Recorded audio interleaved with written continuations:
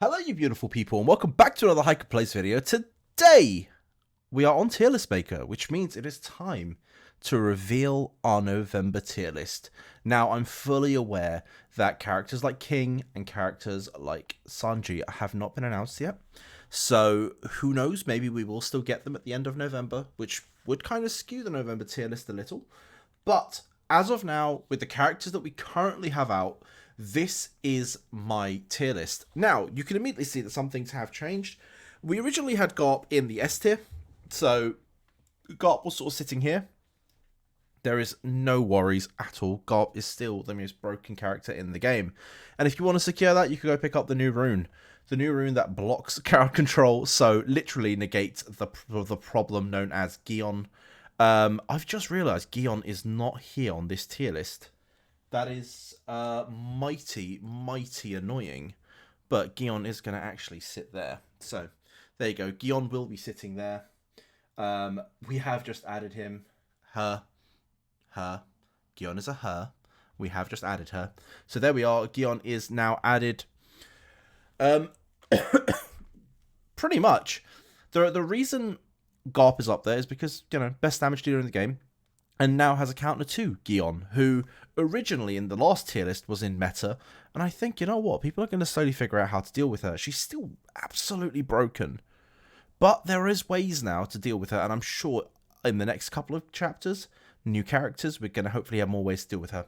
Yamato, still absolutely broken. Like, it's really hard to not include her in every team.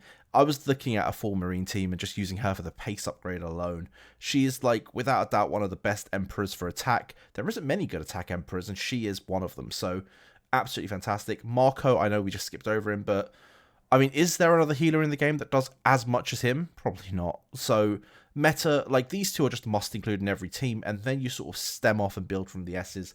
Big Mom, for me, still the best tank in the game. Kaido's also quite decent if you want a second tank option, so you got both of them. Zoro, absolutely busted still. Very expensive, which is probably why he's not meta. But, if you could fork out the money for him, he is really, really good. Katakuri is up here. Of course he is, because he is the boss destroyer. Without him, you're not getting those ridiculous numbers. What Katakuri can do to a boss, even at like 8-star, is absolutely ridiculous. So I recommend everyone at least get a copy of Katakuri. Whitebeard, the best rage distributor in the game at the moment. Like, hands down, one of those units that you just need to have. Zephyr, man, unsung hero for the Marine team these days. Like, I am on my new account doing a whole thing around Zephyr. So we're going to hopefully get a copy of Zephyr soon, and then we're going to try to build a team around Zephyr and those Marines. So I'll be able to hopefully showcase how strong he can be. And then lastly, we got Law. Law is going to round up that S tier this time round. And honestly, outside of Marco, is there a better healer? I mean, he's also got the pierce damage, which is pretty broken. He is one of those units that will literally carry you into a higher tier than you should be. Like, I was speaking to Nico, like, over the month, and he talks about how he's getting regular top 3s using Crocodile and Law, and they just are doing wonders for him. So go and, use Law, go use Crocodile as well. Probably one of the better tanks outside of Kaido and Big Mom.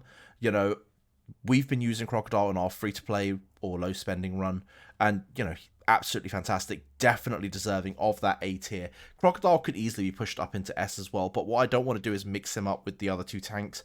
I think there is a clear gulf in power. Right, Kuzan. Kuzan could easily also be one of those ones that goes into the S tier, but as it stands, just is underperforming a little bit. Again, Marco being so strong means Kuzan doesn't dish out as much damage. It's unfortunate, but, with the rise of Zephyr, and hopefully with more Zephyrs coming along, Kuzan's damage could actually be improved quite a bit, because he does give additional rage to Kuzan. So, very, very decent unit. Eva, again, Eva's another one that could very easily be in that S tier. So could Doflamingo. Their outputs and what they contribute to the team, both in CC and in, Eva's case, the rage, buffing that big attacker is really, really good. But the thing is, I think now that we've got Gion and we've got Yamato, I just feel Garp works better with either of them than with Eva. I think Eva, unfortunately, falls a tad shorter than them, which is why he's a tier down. But listen, if you're a newish player, go grab Eva. He's going to be like in your team for the first month, if not two, until you start getting some of those bigger buffers. And realistically, until you get to a point where your Garp just does so much damage that, you know, a buffer is important, but you can sort of live without one, and you can sort of bring other sets of utility, which is effectively what we do at the moment. We just bring other types of utility rather than a huge buffer for Garp. So he could easily move up as well. Luffy, I mean, I'm tempted to just put him there. He's actually so bad. He is genuinely so bad for the cost. I just wouldn't have him anywhere near these guys. Like, there is a gulf between Luffy and the remaining four of these guys. These guys are all very usable. I'm sorry I'm memeing on Luffy, but he is actually pretty bad. Kid is one of those ones that can, again, go into the A tier pretty comfortably. I'm going to leave him in the B tier, and I think I'm going to get a lot of stick for it, because he is actually really good. But we're going to keep him in B, and then the rest of B sort of explains itself. It's good units. These are all very good units. And I'm sure people are going to call me out on the Hawkins one as well. But end of the day, they fall a little short from the meta, the S, the A's. So that's why they're in B.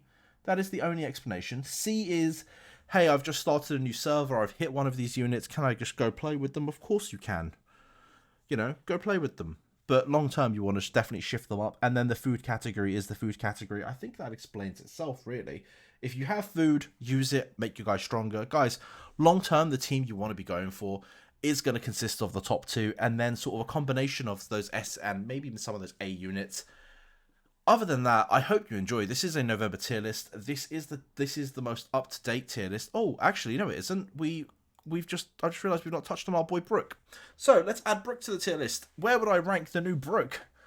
Wow, I can't believe I went an entire tier list and didn't add Brook. Brook is going to go into the A tier for me. Amazing single target damage. Like, actually amazing single target damage. I don't think he's as good at Katakuri, though. And because, like, if he was a little better for killing bosses, I think he would literally go here. But we're going to keep him in the A tier to try and keep things consistent. This is where I would rank them. This is where I'm going to be putting them. I hope you find this, you know, helpful. Guys, and I'm sorry the Brook one came so late, but there it is. That is where we're going to rank them. Have a wonderful rest of your day, you beautiful people. Peace.